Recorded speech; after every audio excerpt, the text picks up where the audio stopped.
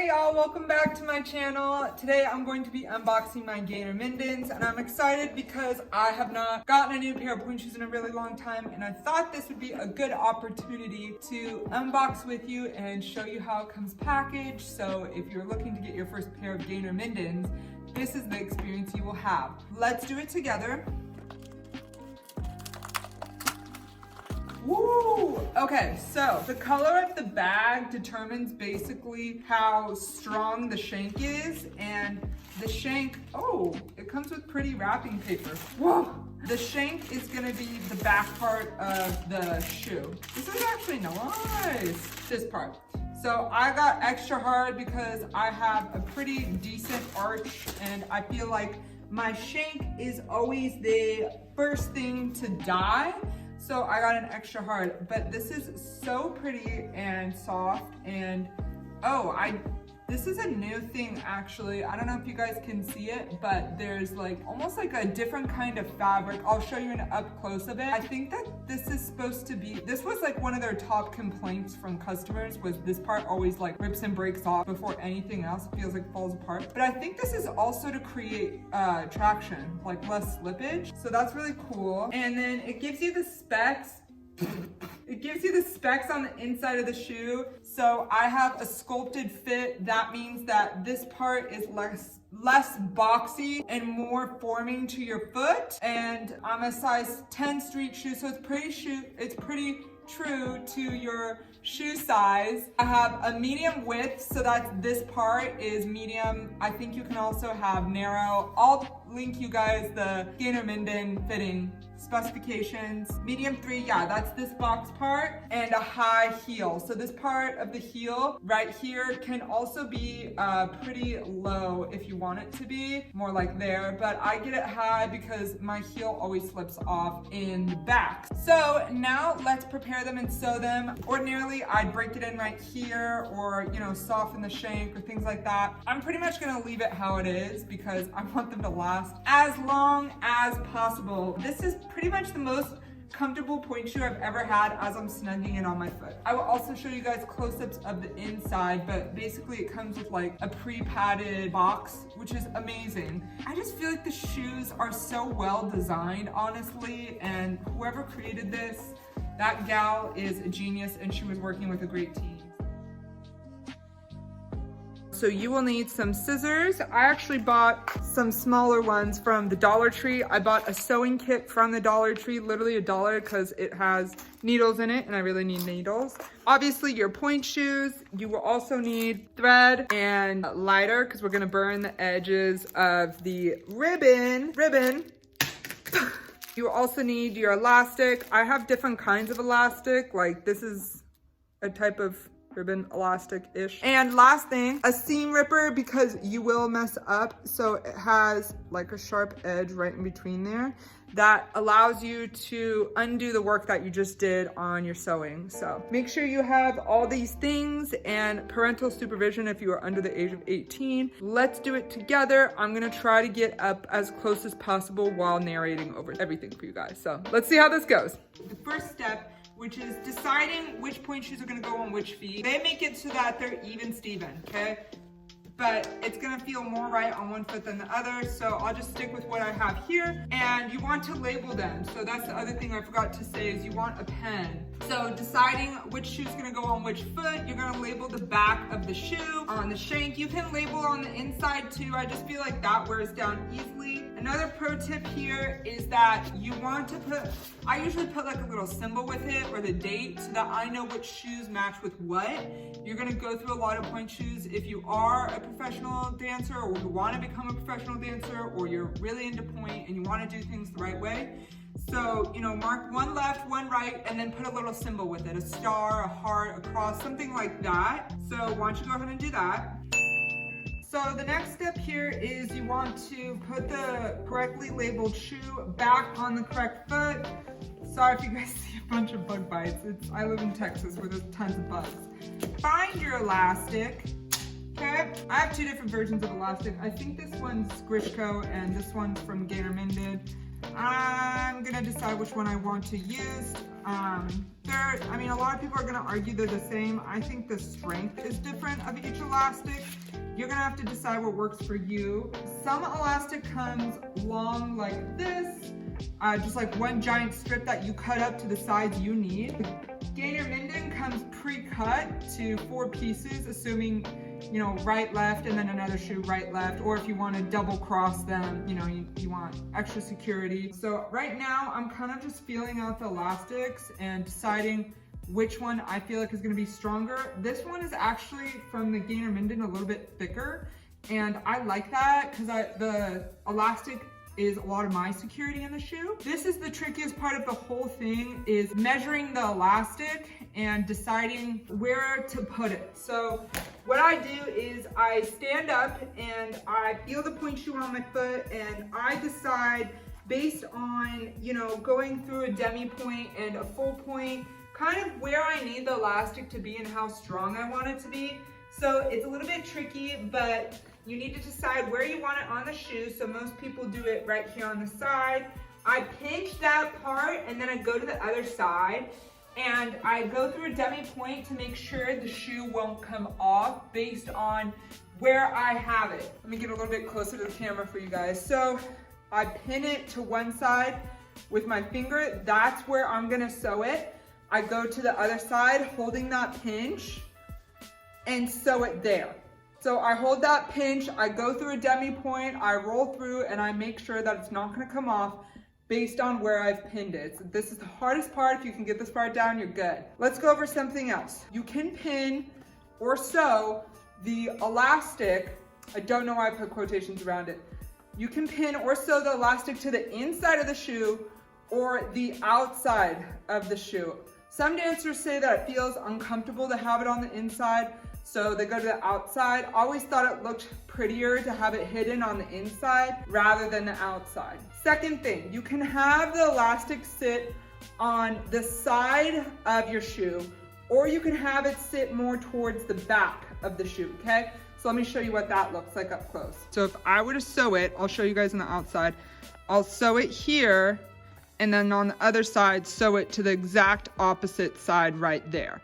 But if I want to sew it towards the back of the shoe, then this little seam you have right here, that, let me focus the camera, that is what I would measure it up to, right? So I'd sew either on the outside or the inside right there, and then match it on the other side to sew it right there, right? So the whole thing would look like this. Like that, right? So either on the outside or the inside. I always found that having it on an angle felt a little bit more natural to the shape of my foot than having it at a 90 degree. So you have to decide what's better for you, either the angle or the 90. Sometimes the 90, I felt like there was slack right here. This is, I mean, sewing point shoes, you guys, it's an art form. So you got to find out what works for you. And do not be frustrated if you don't get this perfect the first time. I think it took about 5 pairs of point shoes before I knew where I liked the elastic, where I liked the ribbon. It took me a while to decide that I want double elastic. I used to always do single elastic on the inside right next to my foot like this. And now I do double elastic and I cross it over like this and have one going the opposite way like that. So you would imagine it's like a crisscross because I'm weaker, I'm an adult, and you know, I'm not dancing 6 hours a week on Pointe anymore. So I need all the strength and support I can get. It's gonna change in your career too, so just be mindful of that. So as you can see, that's the hole of the needle. This is the thread, and I'm just gonna get it through the thread like that, and then guessing how much I need. Really, I don't think I need more than that. And then I cut it on the other end to match it. Sorry if the blur keeps going in and out. Then I double knot this. So the way that I do that is I just go over and then through like this. Right. Sorry, I have like really bad tremors when I'm doing something tedious. And then coming through like that. And that's my double knot like that. And then you can cut off the excess that you don't need. So I'm just gonna use this much. Okay, Okay, so now that I have it where I want it on the inside, I'm just pinching and holding. This is another difficult part. Where I want it, about right here, and then I'm gonna start sewing a line straight across right here. So I'm just gonna poke a hole. Ooh, this is a good needle. Right through here. Let it come through. Again, it's gonna snag. Now you're gonna see something that happens a lot here. The thread will not go all the way through. You just gotta pull it a little bit extra. And then, so you just went out. Now you gotta come back the way you just went out, really close to where you just sewed, right? So I'm like literally right next to the hole that I just made, and I'm gonna poke it through the other end and sew right through there. And the more you guys do this, the easier it's gonna get. So I'm gonna show you guys a close-up now. Okay, so this is what I was saying is basically I just went out this way, so I'm on the other side here, and now poking a hole very close to where I just went, in through, right, to the other side. See? And I was saying sometimes it'll snag on this side. All you have to do is just pull all the way through. And sometimes you have to loosen up that thread to get it to go all the way through. So I'm basically creating a line, I don't know if you guys can see that, with my thread on a diagonal, because we're trying to go with the curvature of, you know, our ankle. And maybe this doesn't feel secure enough for you, so maybe you go back over again. So maybe you want to poke all the way through, come back the way you just came. You can do that too. I'm actually gonna do that on this one. So I just wanna show you guys a close-up of what I'm doing. So I just went one way and now I'm going back the way I came, and you can kind of see it on the stitch is that I went one way and now I'm coming back the other. I know that seamstress moms are probably like screaming around the world about the way I'm doing this, but you know what? This is the fastest, easiest way, and you guys are gonna want the fastest and easiest way because you have homework and other things to do, and you don't wanna be occupied with sewing point shoes. Sorry about it.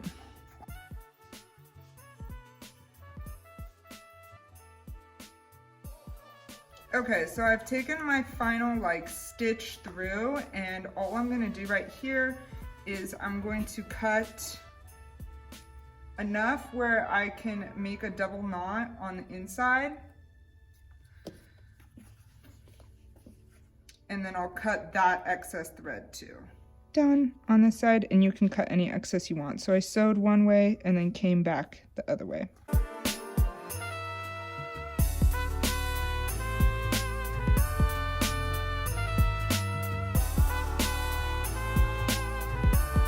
Okay, so this one's done, and as you can see, it's literally just a straight line across. That's my extra drawstring. It's literally just a straight line across, okay, on both sides. It's not sexy, it's not pretty, it gets the job done. There are other ways to do it too. For example, I hadn't been on Pointe in a while when I purchased these shoes, and I wanted just like all the reinforcement I could get.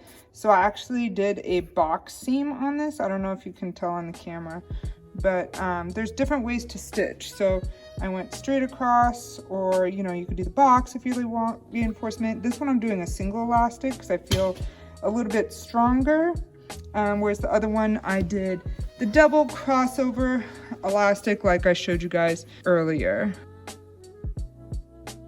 All right, so with the ribbons, it's really not that different. I always get asked on my social media platforms, why don't you have ribbons? And the truth is because ribbons are decorative. They're decorative. You really don't need them. Like, the whole purpose of ribbons is to pull up the excess fabric that is gathered when you're going through a demi-point. So as you can see here, there's excess fabric, whereas where the elastic is, it's tight. So if I really wanted to, I could put a ribbon right here and pull up that side so that no matter if I'm going through demi-point or I'm on full point, that extra fabric is lifted up. But at the end of the day, you don't need ribbons. Your elastic is what's holding your shoe on. unless you need it psychologically. A lot of dancers think that it gives them support and it's in their head, but you know what? Do what's best for you. For the sake of this being for dancers that I'm assuming are on stage, we're going to do the ribbons because you will need them if you are performing. And so for the ribbons, I have two different kinds with me actually. One is Russian Pointe, which is my absolute favorite. It's what I used all my dance career, was the Russian Pointe ribbons. And I'll link everything below here so you guys don't have to stop the video constantly. This is like a really pretty satin ribbon that it's just always worked for me. So there's satin ribbons and then there's stretchy ribbons. So this is the Gaynor Minden stretch ribbon. I've never used stretch ribbon in all my career, but a lot of dancers recommended it to me. So I was like, you know what, I'll try it. So today I have to decide if I want to sew the stretchy ribbon or the satin ribbon. And this satin ribbon actually something we'll have to cut because it comes in just two really long lines and it's super easy to do. I'm trying to separate it for you guys, but comes in two really long lines. So what we're gonna do is we're gonna put the two lines together like this, and then you're just gonna cut at the top so that you get 4 ribbons, 2 for your right and 2 for your left. You know what I forgot to do? Before you put your elastic on, you have to burn the edges so that they don't fray. So this basically just keeps it so that it doesn't unravel. I think I have a shoe where it started to unravel. So you can kind of see that it's unraveling, like it's starting to fall apart, and you don't want that to happen at the base, kind of how it is here, because then your whole sewing job is like ruined. So you can see that I burned this one. Yeah, that's actually a good close-up. But basically what you want to do to ensure that that's not going to happen is you take the lighter and you go along the edge, not too much, until you have a nice crisp edge. So yeah, you'll do that with your elastic and ribbons. So basically where I place my ribbons is where I feel like the fabric is gonna lift the most. So I'm probably gonna put my ribbons somewhere like here. This would be a little bit too high up. So I'll probably put it, if you have a seam on your pointe shoe halfway through, I'd put it like right before there. And again, put it on a slight angle because you're gonna be, you know, you want it to go with the shape of your foot. I don't think you want straight up and down, so maybe a slight angle. So let's get to sewing. Sewing is gonna be exactly the same. In fact, with the ribbons, you need to think about it even less because it's not the thing that's gonna fall apart on you. It's the elastic, which is holding up the pointe shoe for you.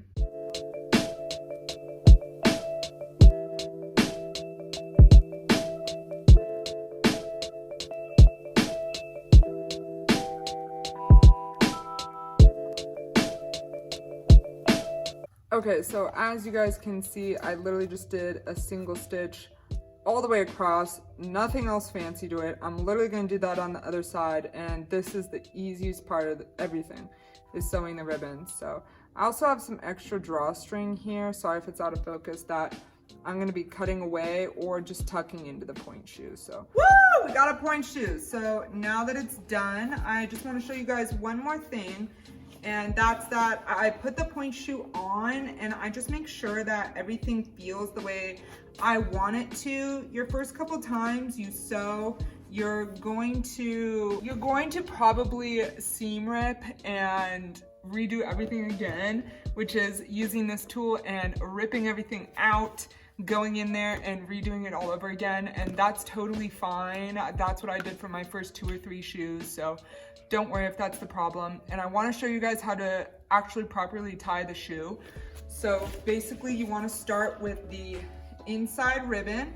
You're going to go around your ankle, and then you're going to come with the outside ribbon and go around your ankle, and you want them to both meet on the inside. And then you're going to tie a knot right there. Now this is the really important part. Tie a knot right here. You might have an excess of ribbon, so you could see mine is an excess right here that you want to cut down so you don't have so much to tuck in. But basically you double knot this right here, And then what I do is I take the longer one, because I don't cut it usually, and then I roll it down into the other 2 ribbons that are sitting there, so that it's all tucked away like that, as you can see. So now that my point shoe is basically done, I can't, like, ribbons is an ick for me in ballet. Now that my point shoe is basically done, I'm gonna go test it at the bar. All right, now that I'm over here, I'm just gonna go, I felt a snap somewhere, I have no idea what it was. That's gonna happen, by the way. Just go to demi point and full point and make sure everything feels the way it should feel. So as of right now, it's fine. Really the biggest thing is this demi point that you wanna feel. Is things too tight or too loose? And really the only way you're gonna know if it works for you or not is by taking class and feeling it out. Maybe after a class you decide this thing's too tight or this thing's too loose. I'm gonna go back and fix that. So just be patient with yourself the first couple times. This was so much fun to film, you guys. Thank you so much for watching. If you enjoyed this, can you please send this to a friend, comment down below, and make sure you subscribe to my channel. Thank you so much, you guys. See you on the next video. And I do want to show you guys how to seam rip. So this ribbon is like loose, honestly, because I rushed through it, and I'm gonna take these off anyways. But basically all you need to do is come in here with the seam ripper. You don't want to catch the fabric at all. So just come in through here. So that one I don't need. Let's see, maybe do this one. Don't want to catch the fabric. I go underneath. It's really, really hard. And then basically, whoop, rip. That's it.